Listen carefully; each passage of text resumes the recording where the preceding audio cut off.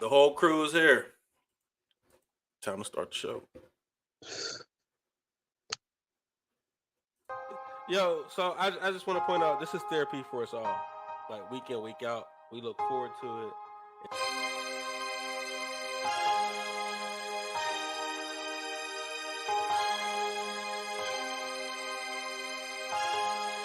Listen, fellas, it's gonna be one of them nights. It's gonna be, I'm telling you.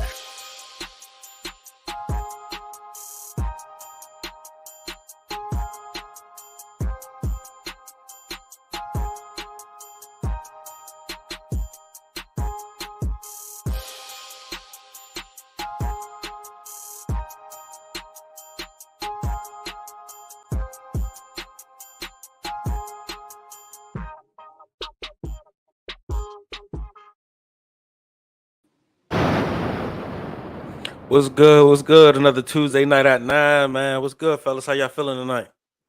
Feeling good, man. Feeling good, feeling great. What's happening? So we got a guest on tonight. My man, I heard a lot of good things about him. He's a good friend of our dear old friend Dex, who used to be a part of the crew, but he didn't want to be famous. So I want to introduce his man. Go ahead and tell the fellas, a little bit about what you about and what you do. What's going on, gentlemen? I go by the name Uray. Uray Boise is my name. What I do, man. What don't I do? But if I had to sum me up, I'd just say I'm a content creator. Started out in the field of IT, realized I didn't want to do that as a grown man, and just made a pivot. And here I am. It's a pleasure to have you on, man. I'm glad you decided to jump on, man. A huge part of this, why I named this episode "Purpose," man. Like you said, he left a world of IT to be a full-time content creator, and I gotta revolve around some serious purpose. You know what I mean? And redefining and making a pivot, and to jump into that space, and leaving corporate America, I think that's a big thing. That's huge. You know what I mean? To be able to make that transition. So we want to welcome you, man, and thanks for joining. So kind of how we go about it, man. We just go around a circle or around the loop here. Leifer's gonna be the first one to answer the question, and then we're just gonna go around. For some reason, he always gets stuck there, but I think because he's always on time. Like probably you tried it, but probably because he's first. That's generally what it is. No, he comes on time. He doesn't know CP time. You know what I'm saying? Why are you making that face? Because you always come after him, and we already know hit rolling in last. This guy. Oh, let's get to it, man. Here we go, man. First question, man. What is purpose, yo? Leifer, go ahead. Take us away, bro. Oh, okay. What is purpose, man? I don't know, man. Okay. Purpose is the thing that gets me up in the morning, that gets me, that gets me focused and driven to get up out of bed, even when I don't want to, you know what I mean? To put my mind towards something, towards a goal that's bigger than me, you know what I mean? Bigger than myself, and the work towards that.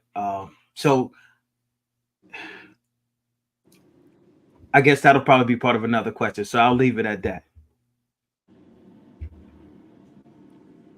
Mo, you got it.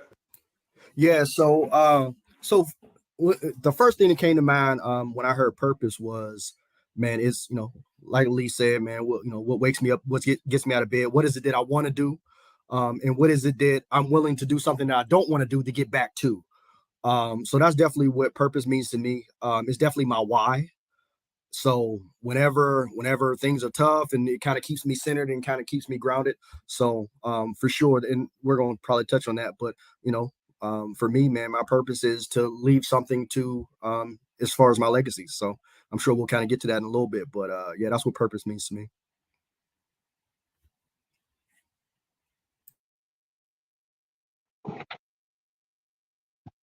Yo, so I think for me, purpose is the action or whatever actions needed to be taken to reach a particular goal.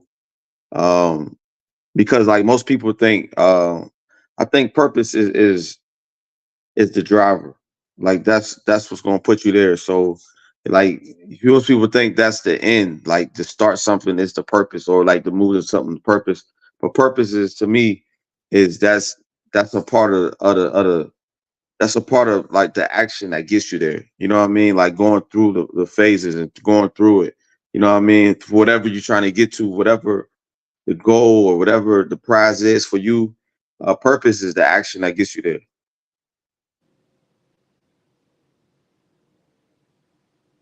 You're right. Yeah, I echo that 100%. I was sitting there thinking about that from the second you asked the question, and my initial thought was purpose is passion. But after hearing everyone speak, I realized purpose is people are passionate about a lot of things, but that doesn't mean that it's connected to their purpose. So I echo what the last gentleman said. Purpose is what keeps you going. It's what keeps you pushing, keeps you thriving, keeps you, pushing for excellence. So purpose is definitely a why. A common thing I've been running into a lot lately is people not having purpose. So I mean, the next question is I'm kind of going to roll into the next question, but when people don't have purpose, you kind of wonder. Like my biggest fear was always like being a bum on the street. Like you see on a bum on the street, and I always wonder like how he get there. You know what I'm saying? Like I'm sure he was driven to do something, be whoever. I remember I used to see this little Asian guy every day walking across the bridge back in Pittsburgh, and I'm like, dang, like he came over here for the American dream. They normally don't fail. You know what I'm saying? Like I used to be like, man, how he get here? And in my 19-year-old brain, I just used to think like, dude, like how he get here? He didn't make it. This was his dream right here. Come to Like fruition. there's no such thing as an Asian failure, huh? Yeah, right. You wild. Like the fact You a that I wild seen boy. this Asian dude on the bridge, like dog, it didn't add up. That's have you ever? How many have you seen? I don't know if Not you've in seen America, man. You don't see it often. exactly. You know what I'm saying? So no, that was definitely a thing for me, man. So I guess purpose is definitely the why. I think we all might have struggled at some point to know it, to find it, to know it's meaningful. So next question, man. How do you find purpose? Leifer? That's a good question. I don't know if you do find purpose or if your purpose finds you.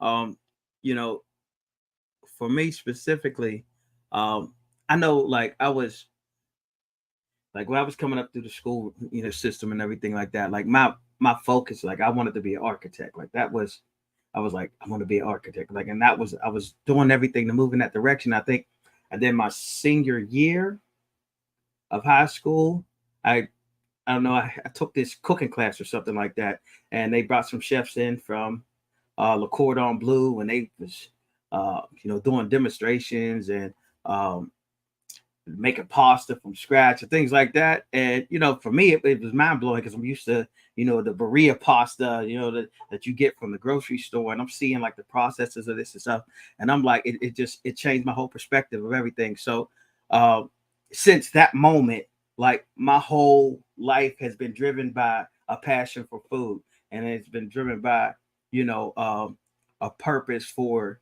doing food in sustainable manners, and then also making sure that people don't go without food. So Wait, food has been. Say ahead. it one more time. What got you into food? Because I mean, that was out of the blue. We've been friends a Yeah. long time, and you like out of nowhere, you were just like, "Oh, I'm going to culinary art school." And I'm like, "Where'd that come from?" Because you never mentioned it our whole entire childhood. So how'd you get there? Yeah. So my senior year of high school, like they had like I took like I didn't have any classes, any more credits I needed to take. So I took this cooking class because it was just going to be an easy A. And, at least that's why I thought I took it.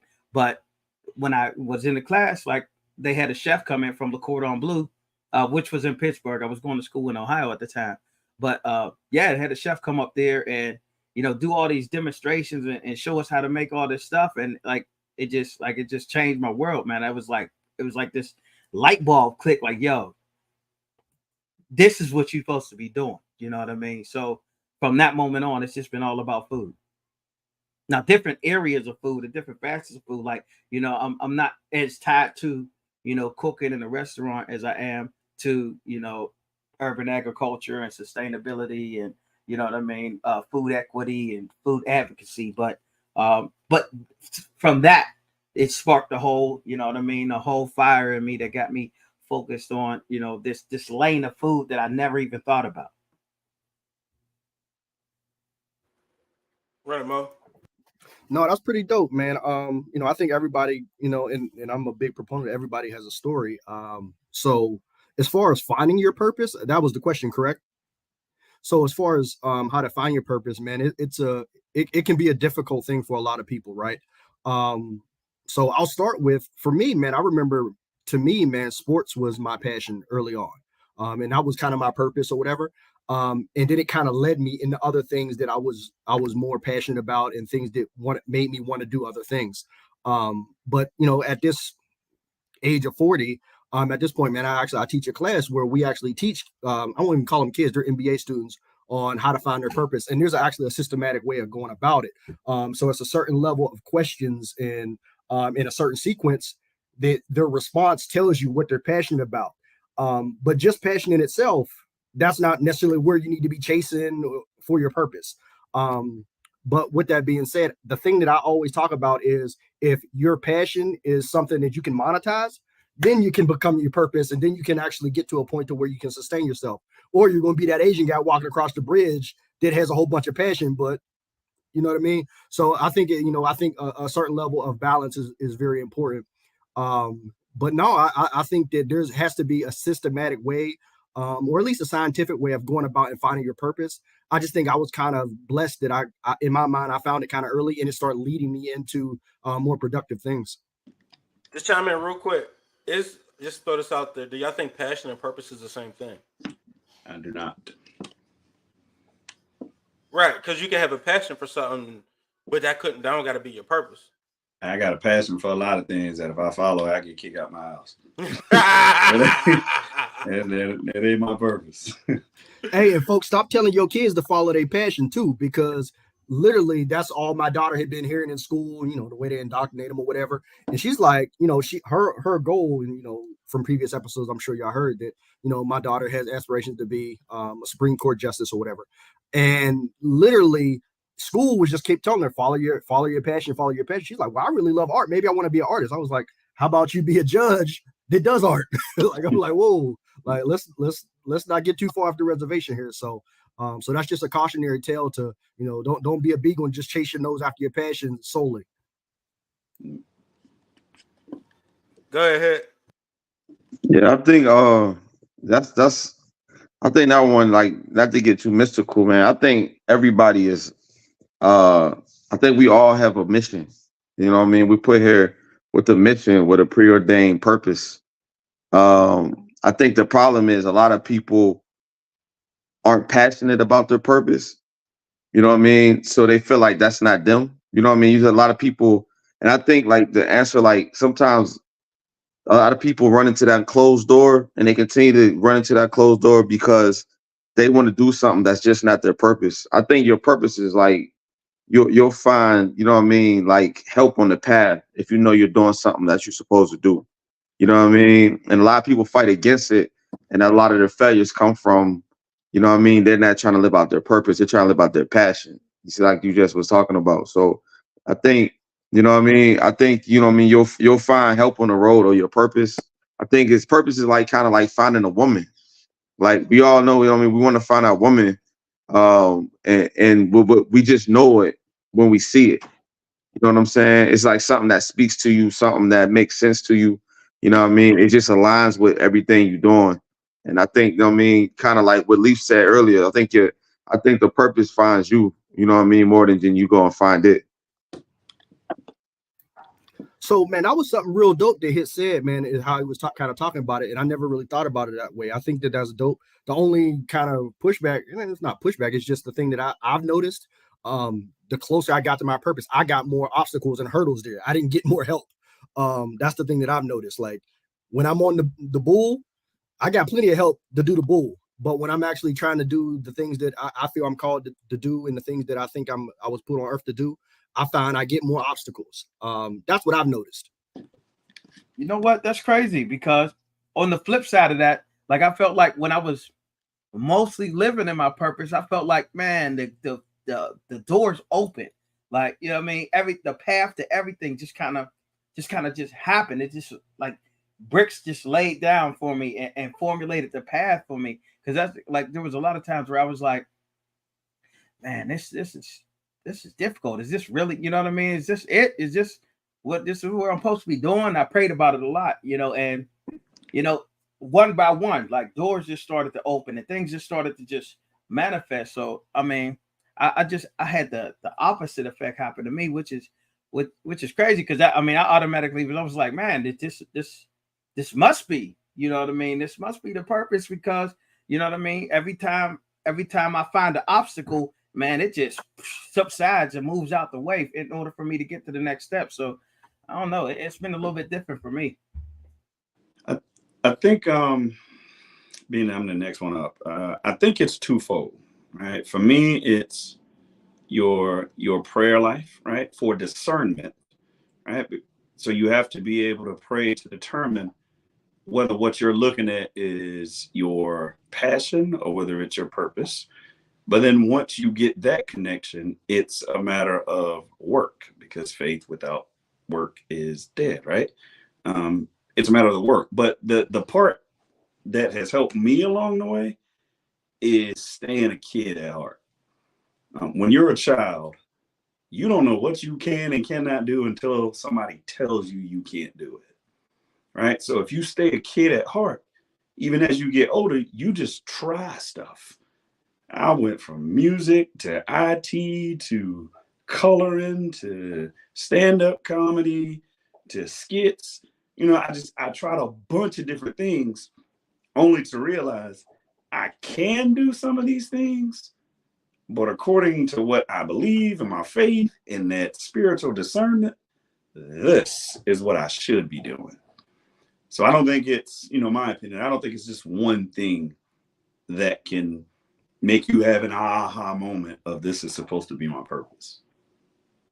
I think too, just to add to that, I think society plays a role in a lot of what people, decide what's going to be their purpose or their passion. I think, a lot of things are frowned upon, like being a house mom.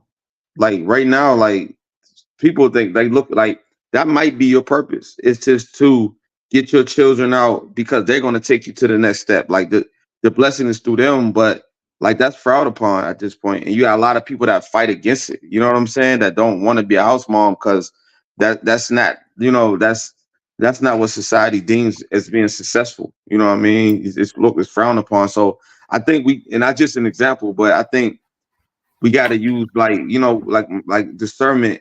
And I think like you got to just really be focused, you know what I mean? And understand yourself, you know what I mean? And don't look at lit outside influences dictate what you feel about yourself. And hey, hit polish that up a little bit. A housewife. Don't be a house mom. Be a housewife. Well, nah. So you know what I mean. You ain't got to, because there might be some single moms out here that might not have the privilege of, you know what I'm saying, being a wife. You know what I mean? But they still got a purpose. I'm gonna leave it there. You know what I'm saying? They still got a purpose, man. They still a purpose for them. You know what I mean? They might not have been, you know what I mean, in that position yet. So I didn't want to, you know what I mean, X anybody out, because I think, them not being a wife still don't take away from, you know what I mean, the validity of what they trying to do, man. I really think, you know what I'm saying? Like it could be, you could be a house dad.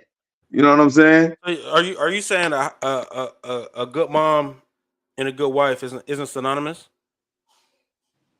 I mean, the only difference is they just, you know what I mean, they don't have that. They don't have the title, right? I think morally they're the same people. They do the same thing. Can you be a bad wife and a good mom? Yes. This is really what I'm asking. Yes. Yeah.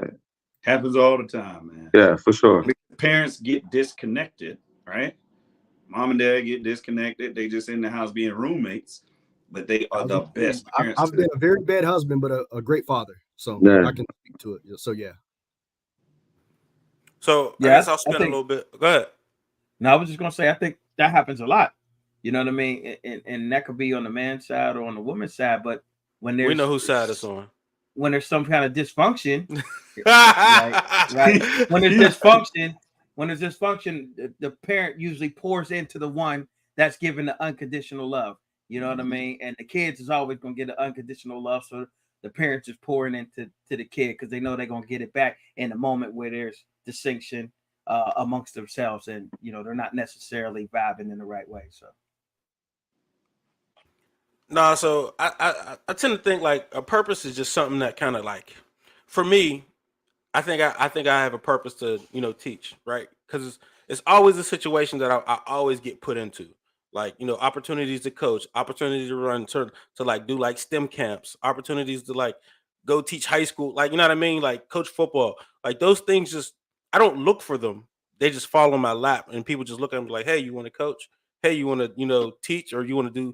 And I'd be like, I wasn't looking to do it, but I guess I can. I do got the skill set. You know what I mean? So for me, that's kind of how I've identified my purpose is, what I mean, to always like reach out and teach or whatever. But I think a lot of it for some of us, I know for me and Mo particularly, I think we put a great deal on being the person we needed growing up. You know what I'm saying? So in that, because we do that, our purpose is a little bit more defined or at least for me, and I think for him too. I don't want to completely speak for him, but my purpose is a little bit more defined, and I know I have to do this at the very least of raising the next one up, not leaving kids behind, always looking out for the kid that might have been me or any kid around me. You know what I'm saying? So that's definitely one of my things. And to kind of piggyback off of that, I don't think, this is my opinion, I don't think anyone's purpose is ever about them. I think it's always about the individuals that they are touching to better in some type of way, to bring some type of service to the people that they are touching. If what you are doing is about you, I don't think it's your purpose. I like that. Your purpose is never about you. So I mean that could be one of the things that we could define, you know what I'm saying? So when we go into what is purpose, well, one thing that we could recognize about our purpose is something we could do that's not about us. You know what I'm saying? But we all know there's plenty of selfish people out here. You know what I'm saying? I didn't realize how many selfish people there really are until like we start having these kind of dialogues. Or I'll go outside of this circle and have a conversation where me saying looking out for the kids is a given. And then other people are like, oh, we ain't looking out for no kids. I'm like, what? Who's leaving kids hungry? Who's leaving kids outside? Like, who's leaving kids anywhere to, you know what I'm saying? It just don't make sense to me. So I hear you. So I go back a little bit. I'm a little, I don't know, I'm a little on the fence on this one. So because we actually talked about this last episode, kind of about, man, pouring into yourself and building yourself up, because if you're not good, how can you help anybody else? So we were talking about kind of building yourself up for your wife. I remember that's what the conversation that we were having last show. So I get that maybe your purpose isn't necessarily for you, but you actually have to pour into yourself and make yourself worthy to help somebody else. So I don't want to just be an empty cup. I can't tithe with nothing. So I want to be able to have something to give. I want to be blessed to be a blessing to somebody else. So that's the way I think about it. So I don't want to, and not that that's what Ure was saying, but just off the simple fact of I don't want to just be a conduit to just pour myself empty. I want to, actually be giving people valid advice. I want to be adding value to other people's life. I don't want to just be spewing, hoping it sticks somewhere. So I definitely try to, add value to myself before I give it to others. Okay. So what I think, if you're on your purpose, I think that's gonna like refill you. It's gonna be reciprocated. So it's just like when you do a good deed, right? You really feel good about it. You know what I'm saying? That's how you know that you're doing something like the right way. Like when somebody walks away, you actually feel like, you know what I mean? Like a sense of accomplishment because you did something good for somebody else. So I think that's like when you're on your purpose, it's gonna naturally like refill you. It's going that energy is gonna be reciprocated. That's gonna keep you going. Every time you see a kid smile or you see a change in somebody's life that you're able to create, that's gonna like it's gonna create, you know what I mean, even a bigger wave to make it happen even more. So I think that's another sign to know if you're on your purpose is that, you know what I mean, that everything is being reciprocated and you're gaining momentum to make more happen. So, you know, this is Prototype Dad. So we got to go into a little bit about fatherhood, right? So what role does a father play in making sure that their child has purpose? Leifer?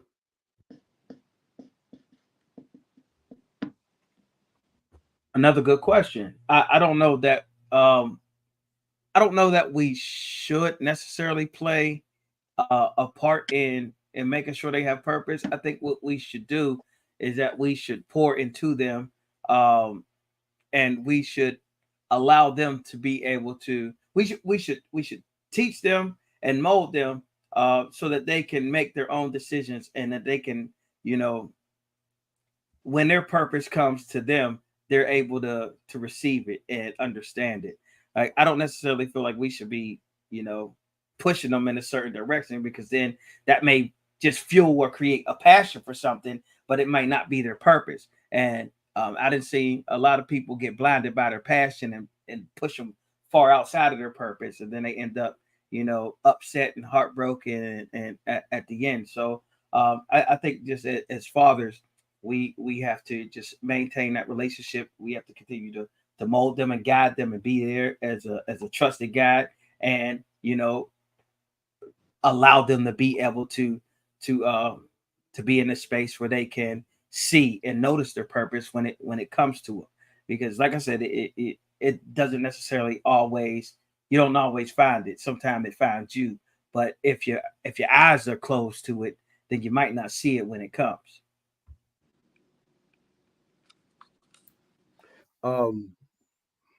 Man, it's really interesting, man. I kind of always glean like one quotable, one phrase out of every episode, and I've kind of already got two from this episode so far, man. One of the things that Jure said was, you know, to keep that kid, and that's the biggest thing that I want to do for my daughter is I want to have a solid enough foundation to where she can always be present and she can be the kid or the age that she is, and then she can actually see the world as it's coming to her, and then, you know, she can grasp whatever it is. I don't, you know, kind of as Vic was alluding to before, man, that wasn't necessarily my reality growing up, man. I was doing stuff and, you know, grasping and doing things that, you know, was probably above or even beneath where I should have been. But with that being said, man, that's what I feel that is most important, is that she has kind of the basics and the necessities handled, and then she can kind of go and actually experience the world as it's supposed to be, and how it comes at her. So that's my goal at this point, is just to allow her to, you know, obviously, you know, I'm her guide rails. I don't want her to get too far out of bounds, but with that being said, I want her to actually experience life as it comes to her. And, you know, obviously I come in with, you know, I gave her the right set of morals, and, you know, I always tell her this is about what's on the back of the jersey, not the front. I was like, I want you to, you know, to actually care about what's on the back of the jersey and not go too far left and mess up your good name that I gave you. But with that being said, that's what I've learned. Like, please just don't mess up my name that I gave you. And then furthermore, I mean, just you gotta beg and please, just please don't mess up this name. Please, Yeah, I work that's all so I hard ask. for this reputation. yeah, please don't mess up the name I gave you. We gotta tap into that. Go. I want everybody to finish, but I want to come back to that. Go ahead, hit. Yo, that one right there, I'm torn on. Because I know, like Leaf said, you know, you don't want to push them and drive them in the wrong direction, but you got so many examples of people who like drove their kids to legendary success. You got the, you know what I mean, the Williams sisters and their father. You got Tiger Woods and his father.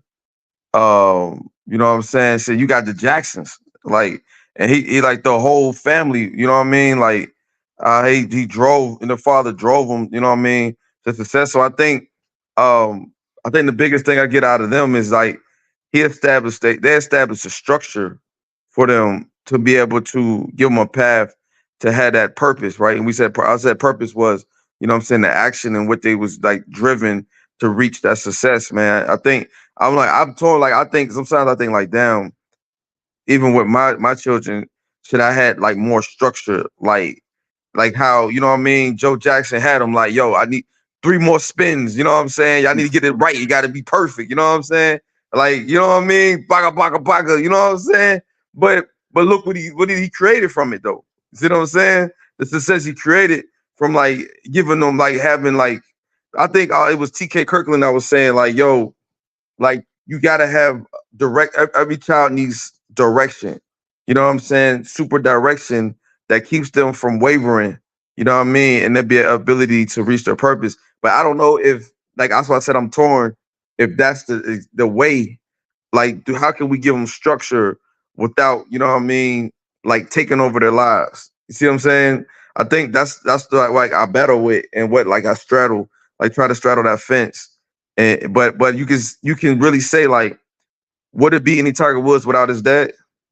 You see what I'm saying? So like, you know what I mean? And the things that was given, like how hard he worked, you know what I mean? That gave him that success. So that one right there, I'm still struggling with. Look, I think that was dope. And one of the things that I started thinking about as you were saying it, man, I started thinking about, yeah, they were, you know, financially successful or successful in their field, but I started thinking about the person as you said it. And I was like, man, all these people were all void of something as a person internally. And that's when I was like, oh man, okay. That tells me I shouldn't be doing that. That tells you that they're not living in their purpose, and they were following a mission for success, and that once then became a passion, but it was not their purpose. Because if you look in all those situations, like you were alluding to, Mo, like there's a void. You know, there's a deep sadness, an unhappiness. You know what I mean? And that doesn't come with purpose. Now, there's struggles that come with purpose.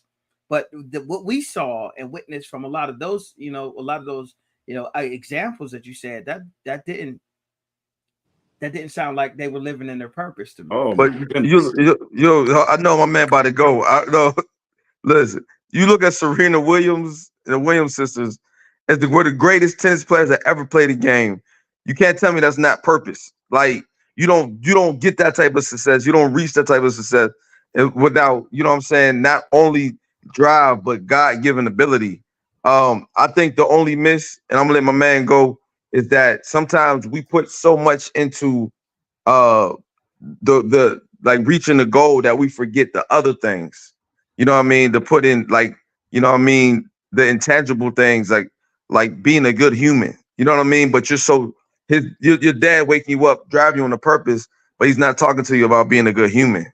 I think that's where you kind of walk that line. But go ahead, my man. Nah, y'all just messed me up with this whole void thing because I saw it, but I never put it together. And now I'm putting pieces together like Michael Jackson and his Neverland Ranch and wanting to be around kids all the time because this dude never had a childhood.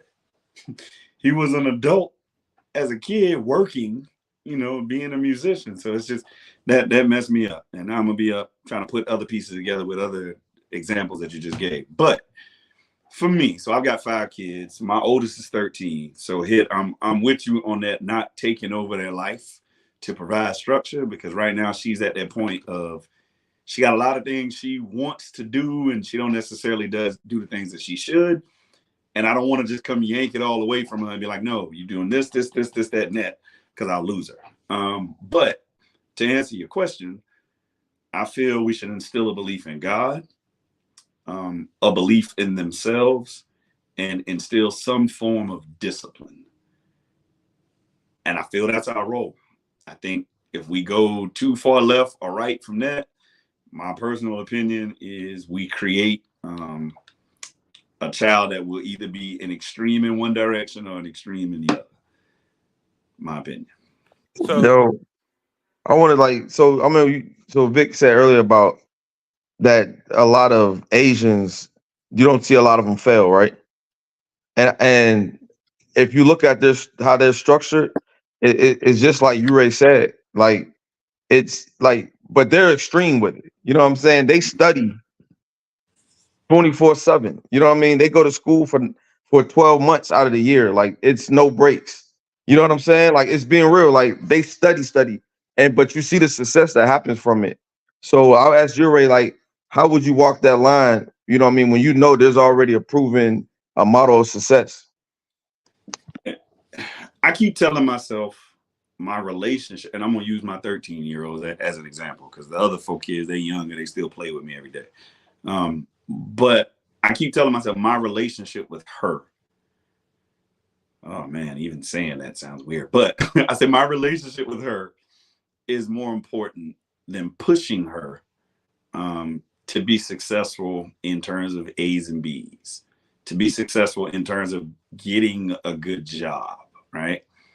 Because if I keep a good enough relationship with her, as well as her mother, I feel the advice that we give will eventually take root the older she gets.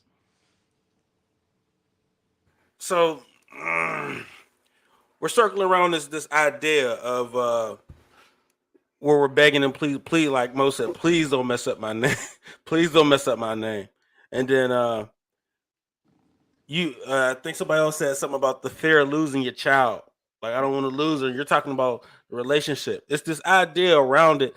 And I rather do everything in my power I can to hold on to you. And if you jump off the deep end and I tried everything I can, I won't feel bad about it.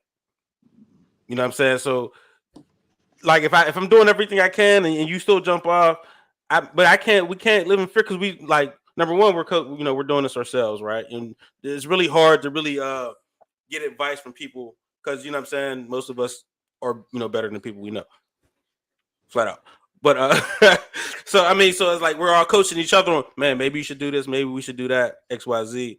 But I'd rather push and do everything in my power to show that I can. I'll look foolish and whatever for a moment, and then if you still push away, then that's on you. But I don't feel bad after that. So is it really worth?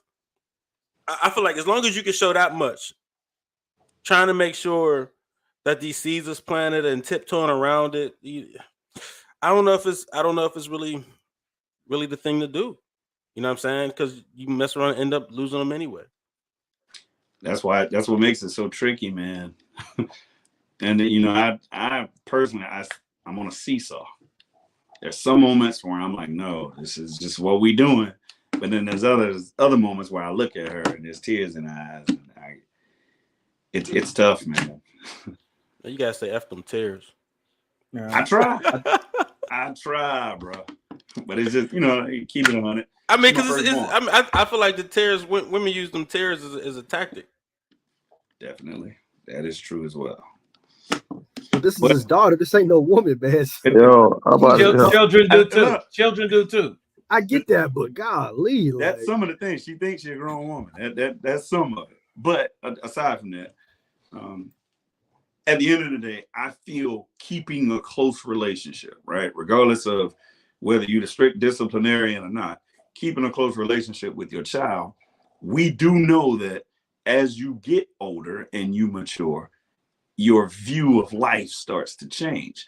And when that view changes, you start to play back on, at least for me, some of the things your parents said to you. And it's like, oh, now I get it. And then you start to better your relationship with your parents. So I don't know, man. I don't think it's a right or a wrong. It's trial and error. But through all of it, keep a good enough relationship with your kid. So let's talk about this a little bit, though, right? Let's say we found our purpose and we're on it, right? But we have families, we have children or whatever. How do we prevent our purpose from getting in the way of our relationship with those close to us, as in our children or whatever? Lee? Well, you coming with it with these questions, ain't you?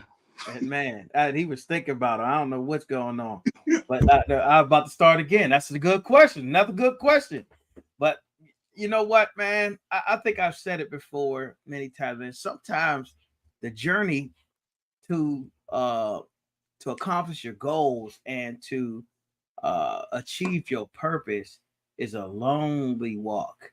You know what I mean? And sometimes you got to go through it by yourself and then come back and make and reassess the situation and rebuild relationships, because it's your purpose. God gave you the purpose and gave you the vision, and nobody outside of you can see that. So everybody is looking at you moving in a certain direction through their own personal lens, and it's not necessarily the same. So oftentimes it is a very lonely journey because nobody believes it until they see it. So you got to keep on trucking and keep on moving forward. And then once it's there, it's like, oh, Leaf was right. You know what I mean? He was on to something, but they can't see that. So sometimes you just got to keep it moving, you know what I mean? And then, try to repair or rebuild those, those connections and those relationships on the back end, because, people will stand in the way of you and your purpose because they can see you starting to change into something that they don't recognize. And now it feels like it's something against them. They feel like they're losing a part of you that they connect with. And that's hard for them to deal with. So oftentimes you just got to be like, you got to have a season of solo-ness. You know what I mean? Season to be by yourself, connect with yourself, realign yourself, work towards your purpose and towards your goals. And then if you could come back and repair those relationships, that's great. But you know what I mean? The journey to this is often a very lonely journey.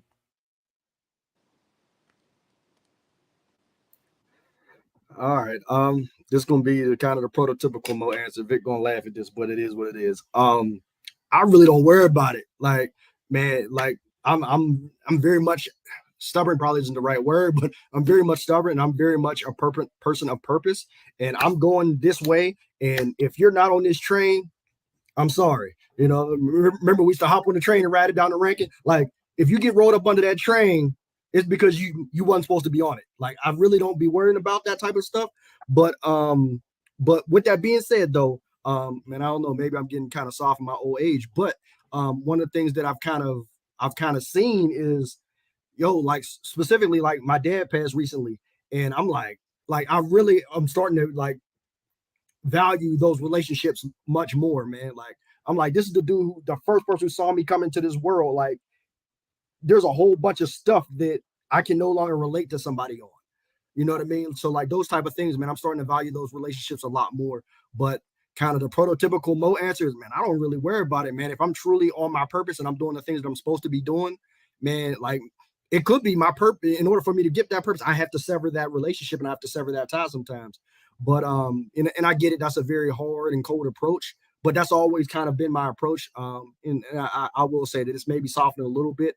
As like as the old folks say, man, as I keep living. I think when it comes to relationships and your purpose, I think if you're on your purpose, it's going to organically put you in relationships and also remove relationships. You know what I mean? When you're on your purpose and you living for it, it's going to put people around you that's going to help push you and drive you to your purpose.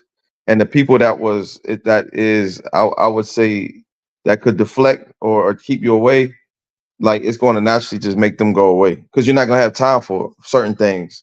You're not going to have time for certain conversations. You're not going to have time for certain actions because you're so driven. You know what I mean? You're moving in another direction. You're going to pull you away from them.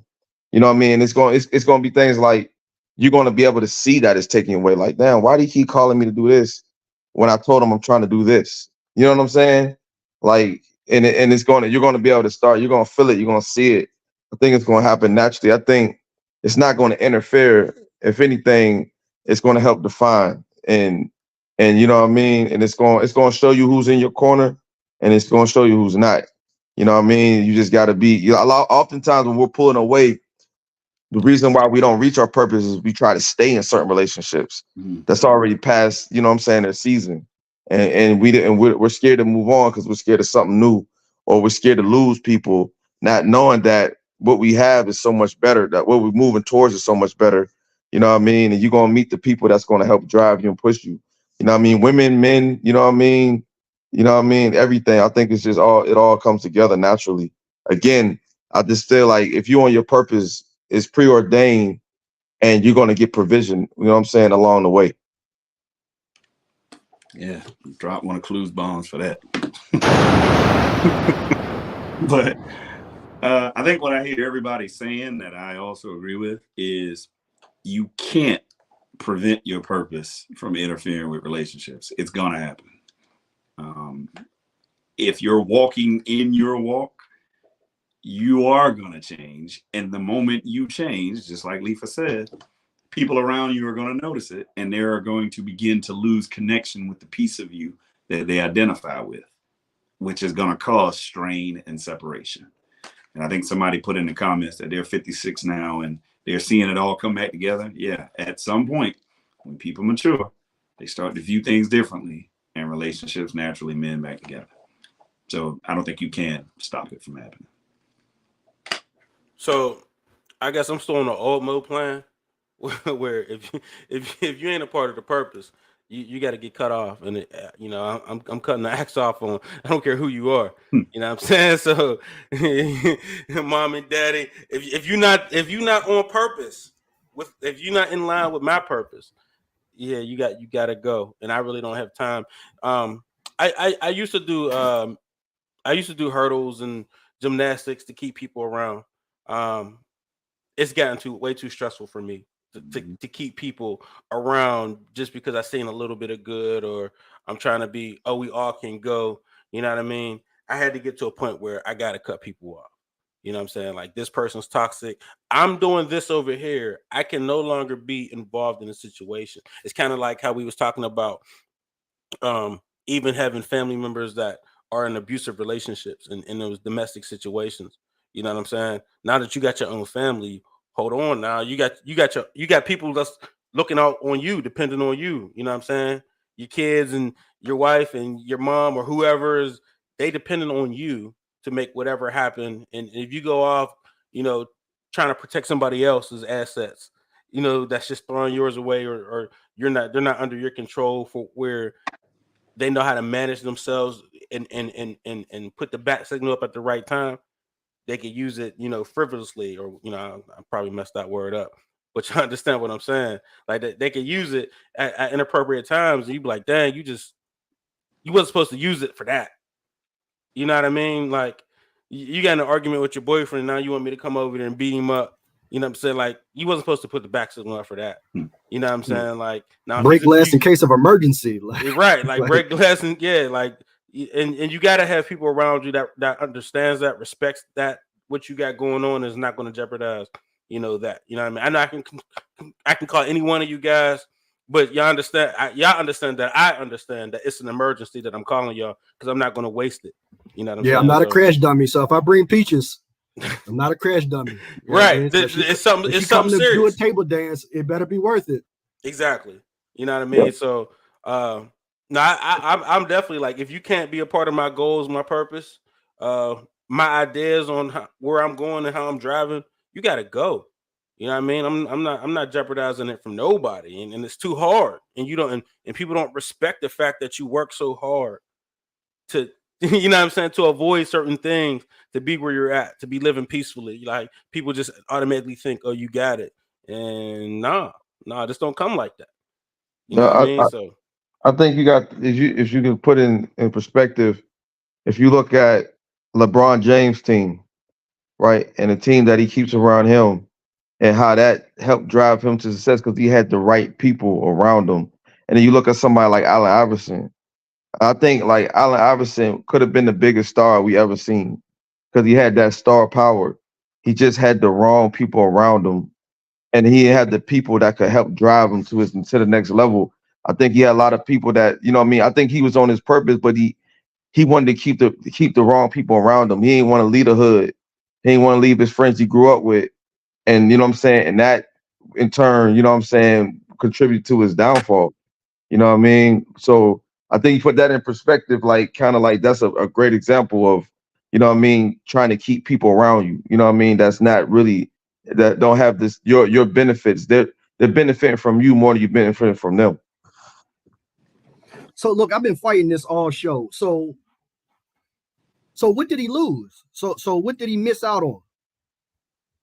So I think, like I said, he would have been the biggest star of our time.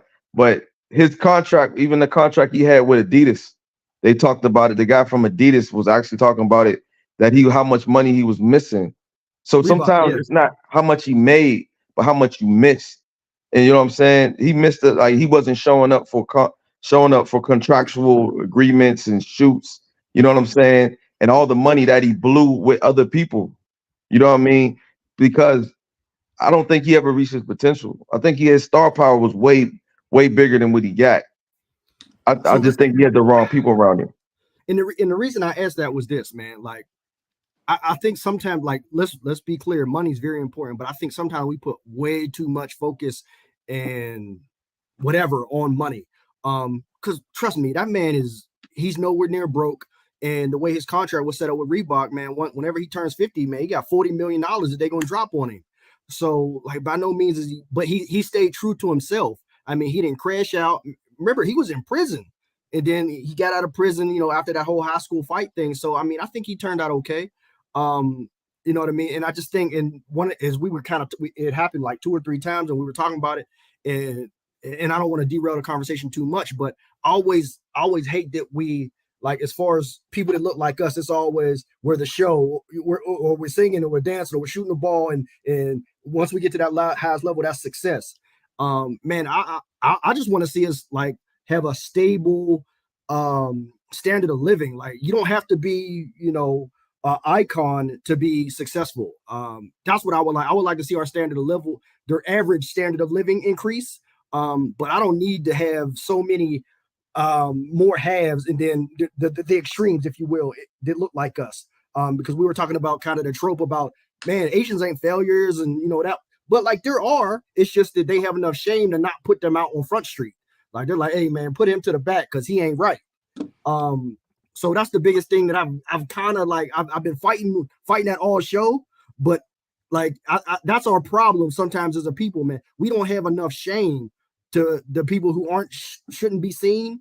We'll still put them out on Front Street. So I think that's a whole discussion for another day. But yeah, that's our issue right now. Yeah, and success is different per person, man. Right. So what I define as success may not be what you define as success. For at least I know for me, the more I experience life, the more I attained. Right. When I first started, it was like, yo, I want it all. I want the house, the cars, the jewelry. I want all this stuff. And then I get it, and I realize the journey was way better than actually getting the junk. And then my definition of success at that moment began to change drastically. So yeah, I agree with you. Money is not always the defining thing of success, but it's still gonna be different from person to person.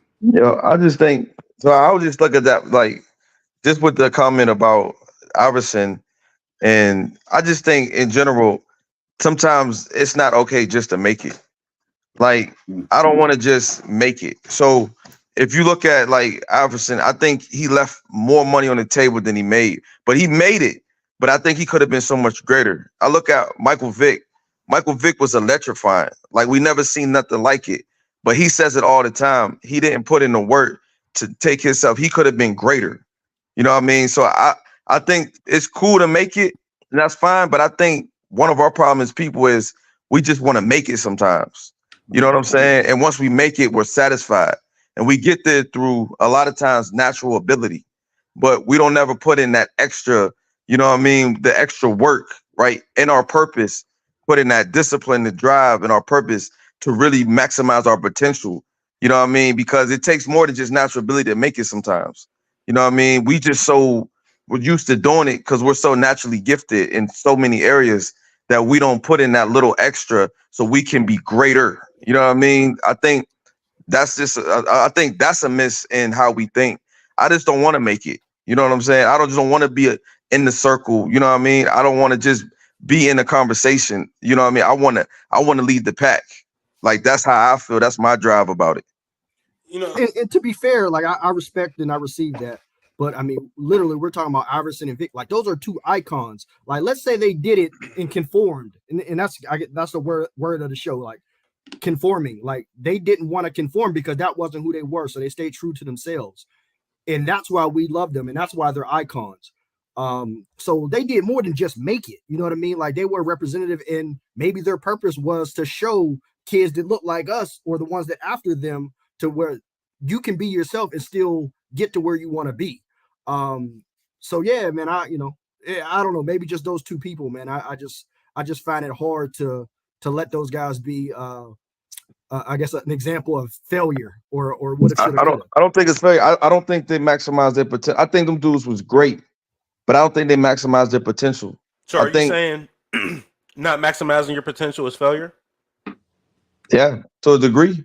You didn't live it. You made it, but is it okay just making it? Not So if that's more what I'm is asking. in you. I mean, I would say that being good is not good if it's in you to be great.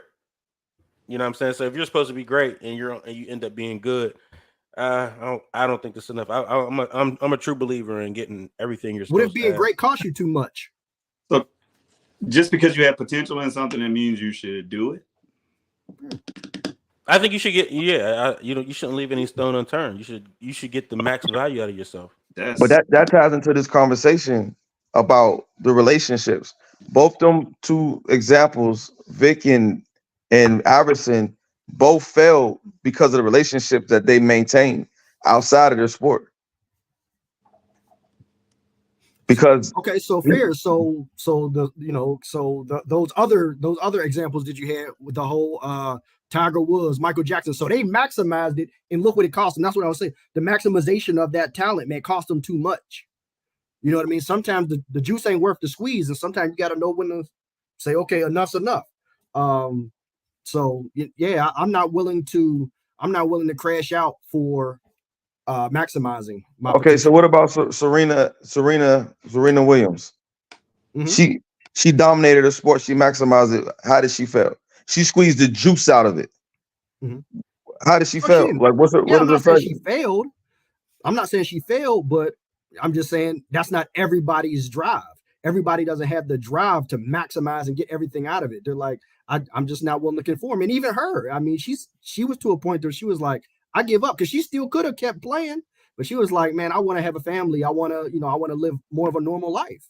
But she didn't conform. And my bad, man. She didn't conform. I think she stayed true. They kept their braids, right? They didn't conform to what everybody was wearing. They wore their own style. When she was criticized for what she was wearing, they stayed true to being black women in their sport, and they maximized it. So staying true to yourself is one thing, but there's a cost. At some point, you have to define whether or not you're okay with the cost. And for anyone, right, most of the time when you are that great at something, your cost is the time with your family, or whether or not you can even have a family. And you just get to that point where, like, all right, do I want to keep being heads down in this and missing my kid's life just for the sake of saying I'm doing it for my family? Or do you want to ease up, let up off the gas, and become more of a normal person and become more integrated with your family? And I think that's what every great person comes to. You got to make that decision. So that's why I say, just because you have the potential, I don't think that means continue to put your foot on the gas and go hard. Pause.